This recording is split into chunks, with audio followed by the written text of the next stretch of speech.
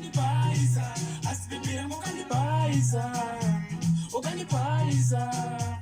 ukandipaiza ukandipaiza asi bebi rangu ukandipaiza ukandipaiza ndakatukutengera sezvounoda pamwe chete nemari yekudoda asi wakaenda ndisina kukubuna bebi zvatidzimba mumwoyo ureka ngati hondo yengu chimwoyo asi bebi masimura yangu mwoyo asi bebi haungandidaro asi bebi rangu ukandipaiza ukandipaiza asi bebi rangu ukandipaiza ukandipaiza ukandipaiza ukandipaiza asi bebi rangu ukandipaiza ukandipaiza